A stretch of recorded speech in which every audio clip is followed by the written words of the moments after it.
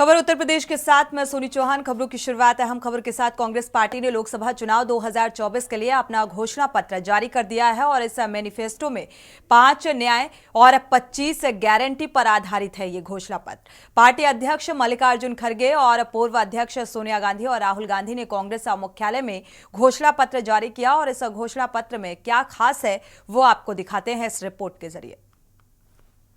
चुनाव 2024 के लिए अपना घोषणा पत्र जारी कर दिया है। इस मैनिफेस्टो 5 न्याय और 25 गारंटी का आधारित है। पार्टी अध्यक्ष मल्लिकार्जुन खड़गे और पूर्व अध्यक्ष सोनिया गांधी और राहुल गांधी ने कांग्रेस मुख्यालय में घोषणा पत्र जारी किया। इसके अगले दिन जयपुर और हैदराबाद में जनसभाएं आयोजित की जाएंगी, जिसमें पार्टी के शीर्ष नेता शामिल होंगे। जयपुर में आयोजित घोषणा पत्र संबंधी रैली को कांग्रेस संसदीय दल की प्रमुख सोनिया गांधी, पार्टी अध्यक्ष मल्लिकार्जुन खड़गे, पूर्व अध्यक्ष राहुल गांधी और महासचिव प्रियंका गांधी वाड्रा संबोधित करेंगी। हैदराबाद में घोषणा पत्र संबंधी जनसभा को राहुल गांधी संबोधित करेंगे। इस रैलियों के जरिए कांग्रेस के सभी नेता पार्टी का घोषणा पत्र जारी करेंगे। कांग्रेस के घोषणा पत्र में क्या? केंद्र सरकार में 30 लाख नौकरियां, गरीब परिवार की महिलाओं को 1 लाख रुपए सालाना, जाति जनगणना एमएसपी को कानूनी दर्जा, मनरेगा मजदूरी 400 रुपए, जांच एजेंसियों का दुरुपयोग रोकने और पीएमएलए कानून में बदलाव का ऐलान, सच्चर कमेटी की सिफारिशों को लागू करने की भी घोषणा। कांग्रेस के अनुसार उसका घोषणा पत्र पार्टी के 5 न्याय, हिस्सेदारी न्याय, किसान न्याय, नारी न्याय, श्रमिक न्याय और युवा न्याय पर आधारित है। पार्टी ने युवा न्याय के तहत जिन 5 गारंटी की बात की है, उनमें 30 लाख सरकारी नौकरियां देने और युवाओं को 1 साल के लिए प्रशिक्षुता कार्यक्रम के तहत 1 लाख रुपए देने का वादा शामिल है। कांग्रेस के घोषणा पत्र में किन चीजों की गारंटी? कांग्रेस ने हिस्सेदारी न्याय के तहत जाति जनगणना कराने और आरक्षण की 50% की सीमा खत्म करने की गारंटी दी है। पार्टी ने किसान न्याय के तहत न्यूनतम समर्थन मूल्य को कानूनी दर्जा, कर्ज माफी आयोग के गठन तथा जीएसटी मुक्त खेती का वादा, श्रमिक न्याय के तहत मजदूरों को स्वास्थ्य का अधिकार, न्यूनतम मजदूरी 400 रुपए प्रतिदिन सुनिश्चित करने और शहरी रोजगार गारंटी का वादा, नारी न्याय के अंतर्गत महालक्ष्मी गारंटी के तहत गरीब परिवारों की महिलाओं को 1-1 लाख रुपए प्रति वर्ष देने का वादा। घोषणा पत्र जारी होने से पहले कांग्रेस ने घर घर गारंटी अभियान की शुरुआत की थी। इस अभियान के तहत कांग्रेस कार्यकर्ता अगले कुछ हफ्तों तक पूरे भारत में 8 करोड़ परिवारों को ये गारंटी कार्ड बांटेंगे, जिन्हें 14 अलग अलग भाषाओं में छापा गया है। हर गारंटी कार्ड में मल्लिकार्जुन खड़गे और राहुल गांधी की ओर से घोषित किए गए 5 न्याय और 25 गारंटी की जानकारी दी गई है। डेस्क रिपोर्ट के न्यूज इंडिया।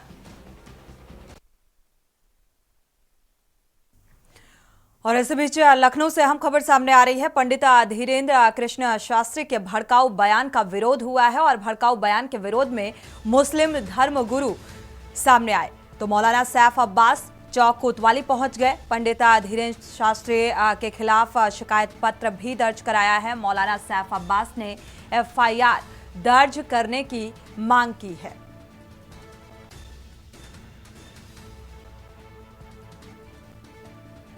तो पंडित धीरेन्द्र कृष्ण शास्त्री के खिलाफ ये एफआईआर दर्ज करने की मांग मौलाना सैफ अब्बास की तरफ से कोतवाली पहुंचे और एफआईआर दर्ज करने की मांग की है।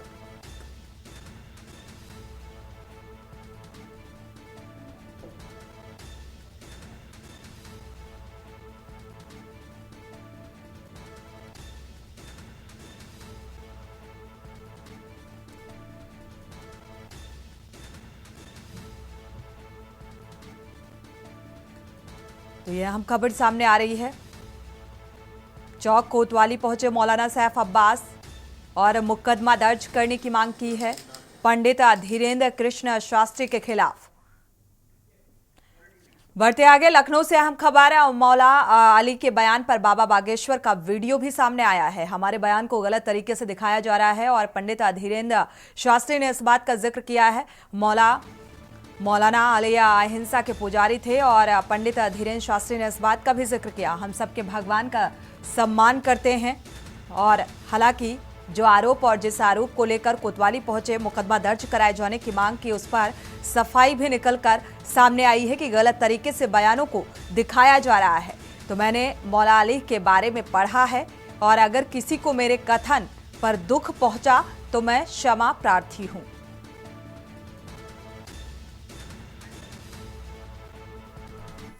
बिल्कुल बेझिझक आपने जो पत्रकार महोदय पूछा कि हम इसके साथ हैं और कभी भी हमने किसी भी धर्म मजहब के खिलाफ नहीं बोला। जो सनातन धर्म के विरुद्ध या सनातन धर्म के खिलाफ में साजिशें होती हैं उन पर चर्चा की, सनातनियों को जगाने की चर्चा की। हम कभी किसी की बुराई नहीं करते, ना किसी भी मजहब की बुराई करते हैं। और आप कैसी बात करते हैं, देखो ये जो मौला अली वाली चर्चा है, ये दरबार में कोई जिन्न आया था, उसने उस जिन्न ने कहा कि मेरा नाम अली है, तो हमने कह दिया कि अगर तुम्हारा नाम अली है तो हमारे पास बजरंगबली है। इस बात को मौला अली से जोड़ दिया, जो सरासर षड्यंत्र है, दुष्प्रचार है। और हम कभी भी किसी भी मजहब के भगवान, किसी भी धर्म गुरु के खिलाफ बिल्कुल भी नहीं है। हमारे मन में सबके प्रति श्रद्धा है, सबके प्रति सम्मान है। मौला अली के बारे में हमने जितना पढ़ा समझा, वो अहिंसा के पुजारी हैं। इस वीडियो को मौला अली से जोड़ा जो चूंकि दुष्प्रचार है, और इसके लिए अगर किसी को दुख पहुंचा, हमें खेद है, मन में हमारी भी भावनाएं दुखित हैं, हमको भी दुख हुआ। इस प्रकार से नहीं जोड़ना चाहिए। उनके भगवान भी उनके लिए सर्वोपरि है, इसमें कोई संदेह नहीं है। उसके लिए अगर किसी को ऐसा लगता तो हम क्षमा प्रार्थी हैं, परंतु मौला अली के लिए हमने ऐसा नहीं कहा। वो तो अहिंसा के पुजारी है। एक जिन्न कोई नाम रख लेता, जिन्न में फलाना हूं, मैं ढिकाना हूं, एक उस बुरी ताकत के खिलाफ, जो बुरी शक्ति थी, नकारात्मक ऊर्जा थी, वो आई थी किसी के बॉडी पर, वह चर्चा कर रही थी। तब हमने कहा कि ऐसा नाम नहीं लेते हैं, और हमने फिर कहा कि बजरंगबली है। तो हम सबको यही कहेंगे कि वीडियो का दुष्प्रचार ना करें, और आपको भी कहेंगे पत्रकार महोदय कि हम कभी भी किसी के भी खिलाफ नहीं हैं, न रहेंगे। हमारे प्रति, हमारे हृदय में सबके प्रति सम्मान है, सभी मजहब के प्रति सम्मान है, सभी मजहबों को ईश्वर के प्रति सम्मान है। हम तो केवल अपनी परंपरा को आगे बढ़ाने का कार्य करते हैं, इसलिए किसी को भी दुख पहुंचा पुनः पुनः बिल्कुल और ज्यादा जानकारी के साथ शिवा शर्मा ऐसी खबर पर हमारे साथ जुड़े हुए हैं। शिवा, देखा जाए तो अब बयानों की वजह से धीरेन्द्र कृष्ण शास्त्री जो हैं वो घिरते हुए नजर आ रहे हैं। एक तरफ मुकदमा दर्ज कराए जाने की मांग की जा रही है और दूसरी तरफ इस वीडियो को, इसका दुष्प्रचार ना किया जाए, इस बात का भी जिक्र किया धीरेन्द्र कृष्ण शास्त्री ने। सफाई देते हुए नजर आए हैं कि सनातन के प्रति हम बात करते हैं, सनातनी को जगाने की कोशिश करते हैं, हम किसी भी धर्म और मजहब का अपमान नहीं करते। देखिए, लड़ाई तो आर के अंदर जो वीडियो पुलिस को दिखाया है उसमें साफ तौर से इस बात को कहा जा रहा है धीरेन्द्र कृष्ण शास्त्री की तरफ से कि उन्होंने अली नाम का संबोधित करते हुए उन्होंने काफी अपशब्द कहे और काफी आपत्तिजनक टिप्पणी की है। और उसी बात को लेकर के जो शिया धर्म गुरु है वो आज लखनऊ के चौक कोतवाली पहुंचे थे और सीधे सीधे धीरेन्द्र कृष्ण शास्त्री जो बागेश्वर धाम के पीठाधीश्वर है उनके खिलाफ एफआईआर दर्ज करने की मांग कर रहे थे। हालांकि एसएचओ ने इस बात को लेकर के कहा कि उनकी तरफ से एक माफीनामा भी आ गया है और उन्होंने इस बात को लेकर के सफाई भी दी है धीरेन्द्र कृष्ण शास्त्री ने, लेकिन सैफ अब्बास इस बात को मानने को तैयार नहीं है और उनका साफ तौर से कह रहा है कि ये सिर्फ शिया धर्म गुरु, शिया मजहब के लोगों के लिए नहीं, ये पूरे मुस्लिम धर्म के लिए एक बहुत बड़ा चैलेंज हो गया है कि धीरेन्द्र शास्त्री ने जो लफ्ज अपने मुंह से निकाले हैं मौला अली के लिए वो पूरी तरीके से गलत है। और इसका चैलेंज का जवाब देने के लिए उनको 12 साल का लड़का उनकी तरफ खड़ा हुआ है। और ये जरूर उन्होंने मीडिया संबोधित करते हुए कहा है मौलाना सैफ अब्बास से कि 5 प्रश्नों का अगर जवाब दे देंगे तो बहुत बड़ी बात है उस 12 साल के बच्चे का। तो अब ये कहा जा सकता है कि जो कानूनी कार्रवाई की जो तलवार है वो धीरेन्द्र कृष्ण शास्त्री के ऊपर अब लटक चुकी है, क्योंकि मौलाना सैफ अब्बास का साफ तौर से कहना है कि अगर पुलिस इस तहरीर के आधार पर मुकदमा नहीं लिखेगी तो वो सीधे सीधे कोर्ट जाएगी और बागेश्वर धाम के जो पीठाधीश्वर है उनके खिलाफ एफआईआर दर्ज कराएंगे।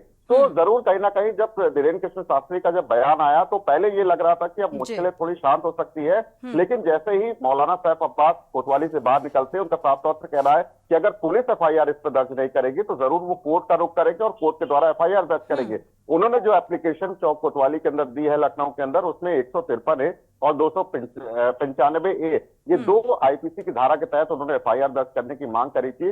फिलहाल ये पूरा मामला ऊपर हाई अथॉरिटी तक जाएगा, पुलिस अफसरों से सलाह मशवरा की जाएगी, क्योंकि ये हिंदू मुस्लिम के बीच का एक मुद्दा बन चुका है। क्योंकि अली का नाम लेने के बाद जैसा कि धीरेन्द्र कृष्ण शास्त्री के मुंह के लफ्ज ये निकले थे, तो कहीं ना कहीं मुस्लिम समुदाय के लोगों को ठेस पहुंची है और इसीलिए शिया धर्मगुरु आगे पहल करके धीरेन्द्र बिल्कुल शिवा, शायद इसीलिए ये एक तरीके से प्रतिक्रिया भी निकलकर सामने आई है कि कोई उनके दरबार में पहुंचा, कोई जिन्न था या कोई नेगेटिव आत्मा थी। इन तमाम अहम बातों का जिक्र करते हुए धीरेन्द्र कृष्ण शास्त्री नजर आए, लेकिन अब आगे क्या होता है ये फिलहाल देखना होगा, क्योंकि इस बयान को लेकर जिस तरीके से अब्बास की जो सिया धर्म गुरु हैं उनकी नाराजगी भी निकलकर सामने आ रही। शुक्रिया इस तमाम जानकारी को साझा करने के लिए। तो अब 153 ए के तहत और 95 ए के तहत एफआईआर दर्ज कराई गई है। बढ़ते आगे, चंदौली के सांसद और बीजेपी प्रत्याशी और भारत सरकार के केंद्रीय मंत्री डॉक्टर महेंद्र नाथ पांडे अपने प्रचार प्रसार में जोर शोर से जुटे हुए हैं। लोगों का जन समर्थन भी भरपूर मिल रहा है और इस दौरान धानापुर थाना क्षेत्र के जिंगूतर गढ़ गांव में नुक्कड़ जनसभा के माध्यम से लोगों से वादे नहीं कार्य वोट मांगा है। और इस दौरान उन्होंने अखिलेश यादव द्वारा बीजेपी को भ्रष्टाचारी पार्टी के सवाल पर भी कहा है कि सपा के राष्ट्रीय अध्यक्ष खुद की भ्रष्टाचार के आकंठ में डूबे हुए हैं और उनको बचकानी भाषाओं का प्रयोग नहीं करना चाहिए और अपने होटल्स का हिसाब भी दें और बाद में दूसरों को भ्रष्टाचारी कहें। तो आरोप और प्रत्यारोप लगते हुए नजर आए। ये कुमार विश्वास की कविता सुनाई तो मुझे याद भी आपके सामने, और मैं भी आपका सांसद 10 बरस में। आप भी देख रहे हैं एक उत्तरगढ़ गांव में गांव के हर पूर्वे के नागरिक कितनी बड़ी संख्या में आए हैं, हर समाज के लोग आए हैं। अपार जन समर्थन से लोगों ने खुद ही यहाँ व्यक्त किया कि पिछले चुनाव में इतना वोट आपको दिए, इस चुनाव में उससे बढ़ा के 1.5 वोट देंगे। रुक करते हैं अगली खबर का। रॉबर्ट वाड्रा के अमेठी चुनाव लड़ने के बयान पर और बीजेपी की हार के डर की हताशा, बीजेपी नेता अपना संतुलन खो बैठे हैं। इसलिए कांग्रेस से कौन लड़ेगा, अमेठी से कौन लड़ेगा, रॉबर्ट वाड्रा टिकट क्यों मांग रहे हैं, ये तमाम अहम सवाल खड़े हो रहे हैं और इस पर भी बिना मांगे सलाह और टीका टिप्पणी की जा रही है। बीजेपी को यह अधिकार किसने दिया कि वो कांग्रेस में तय करे कि कौन कहां से लड़ेगा। सच्चाई ये है कि बीजेपी के अंदर से जो हवा है वो खिसक चुकी है। पूरा बीजेपी सिस्टम खोखला हो चुका है और बीजेपी प्रचार की बात तो कर रही है, लेकिन 19 अप्रैल को देश में पहले चरण के चुनाव सिर पर हैं और बावजूद इसके बीजेपी का मैनिफेस्टो अभी तक नहीं आ पाया है। झूठा ही ले आते प्रधानमंत्री जी और पूरी बीजेपी झूठ बोलने में माहिर है। देश और प्रदेश की जनता बीजेपी मोदी को हराने में जा रही है और बीजेपी की हिम्मत नहीं बची कि झूठ भी बोल पाए और रॉबर्ट वाड्रा अमेठी और कांग्रेस पार्टी पर अपनी हताशा दिखा रहे हैं। अमेठी की जनता कांग्रेस को जिताने जा रही है। 13 रुपए किलो शक्कर का झूठ बेचने वालों को अमेठी वालों ने नकार दिया है।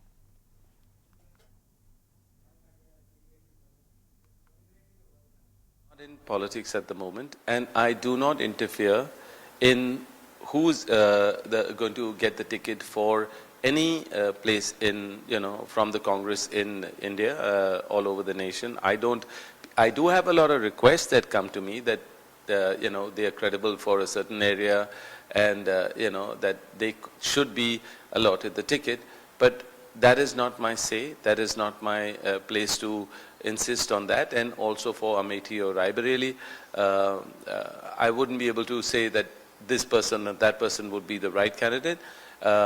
It's really the decision of the people who've understood the ground reality, the dynamic flowing there, what the people need, and who the people would desire to be there. There would be a list, and he would be selected. He or she would be selected, and they would make the change that is required, or consistently do work as the Gandhi family has always put their front foot for these two places, and I think consistently it will be done further as well.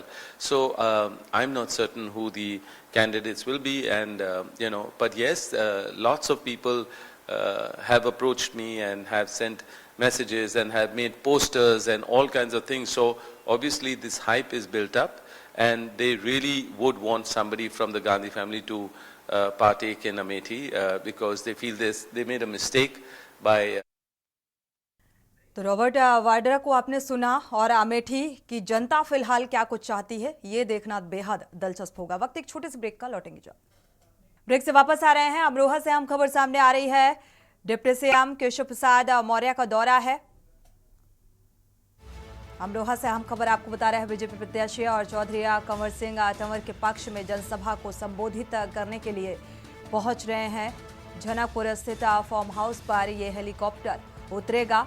यहां पर BJP प्रत्याशी के समर्थन में vote की appeal, चुनावी जनसभा को संबोधित करेंगे डिप्टी सीएम।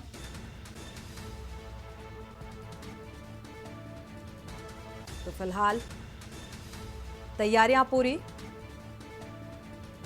कंवर सिंह तंवर के पक्ष में वोट की अपील, जनकपुर स्थित फार्म हाउस पर यह आयोजन किया गया है। हेलीकॉप्टर यहां पर उतरेगा और चुनावी जनसभा को संबोधित करेंगे। तैयारियां चाक चौबंद कर ली गई हैं। प्रशासनिक सुरक्षा व्यवस्था भी चाक चौबंद है।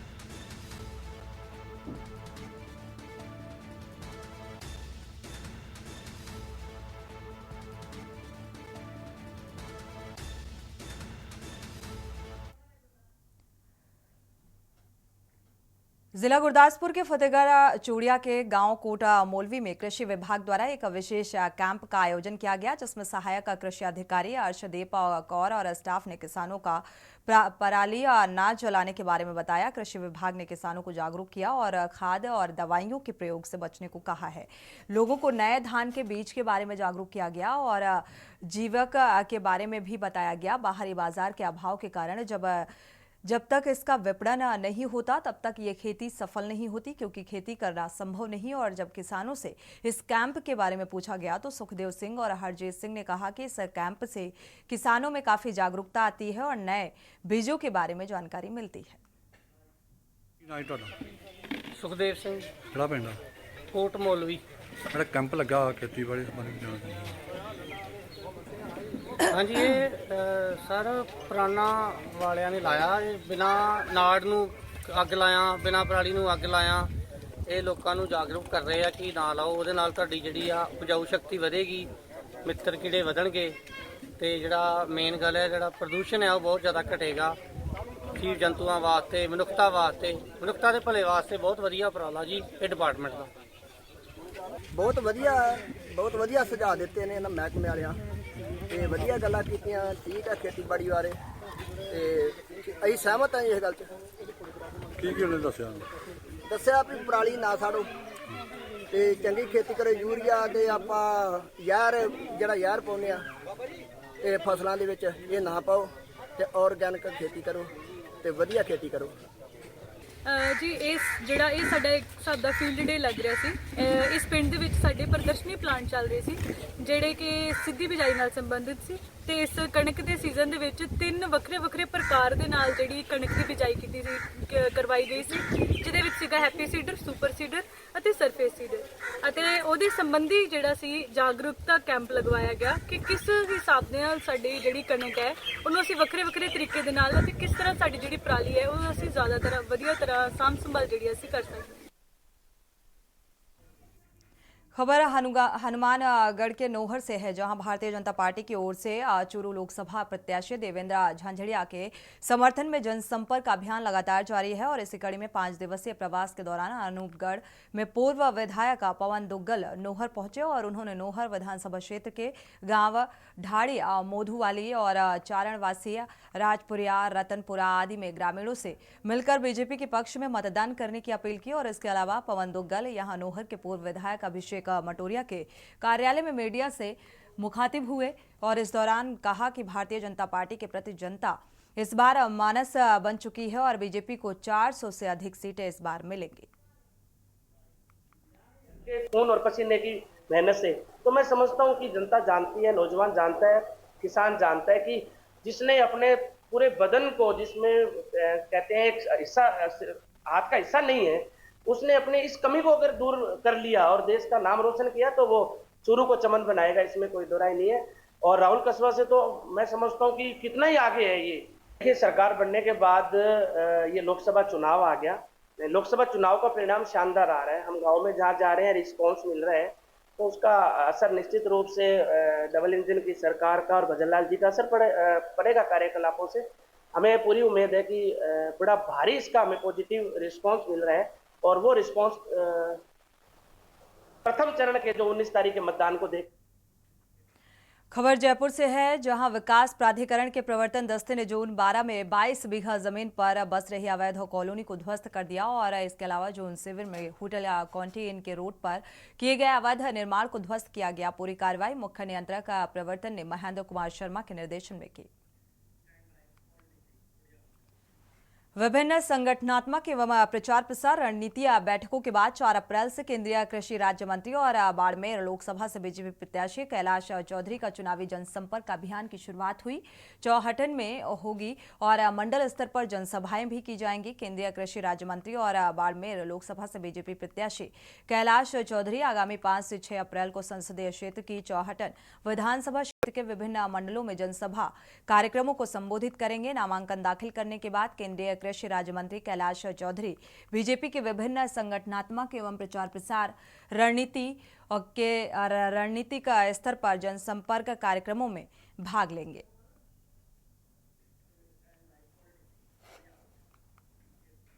खबर हनुमानगढ़ की ग्राम पंचायत थाड़का से है, जहां पूर्व जिला परिषद सदस्य कृष्णलाल फौजी निवासी स्थान पर बीजेपी कार्यकर्ताओं के साथ बैठक का आयोजन किया गया। इस बैठक में बीजेपी कार्यकर्ताओं सहित अन्य ग्रामीणों ने काफी संख्या में भाग लिया और इस मौके पर वक्ताओं ने कहा कि केंद्र सरकार द्वारा चलाई जा रही योजनाओं को घर घर तक पहुंचाना है। चूरू लोकसभा के प्रत्याशी देवेंद्र झाझड़िया के बड़े भाई महेंद्र झाझड़िया वोट के अपील के लिए पहुंचे और इस मौके पर महेंद्र झाझड़िया ने मुख्य रूप से प्रधानमंत्री नरेंद्र मोदी की केंद्र सरकार की जन कल्याणकारी योजनाओं के बारे में विस्तार पूर्वक बताया, जिससे कि हर कार्यकर्ता मेहनत कर राष्ट्र हित में मतदान प्रतिशत को बढ़ा सके और बूथ स्तर के कार्यकर्ताओं को मजबूती से काम करना है।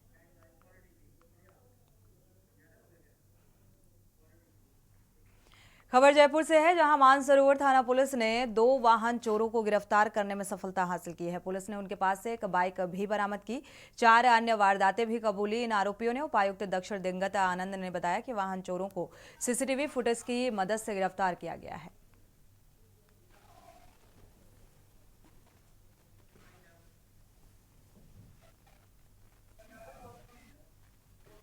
इसी के साथ बुलेटिन में फिलहाल बस इतना ही। आगे खबरों के लिए आप देखते रहिए के न्यूज़ इंडिया।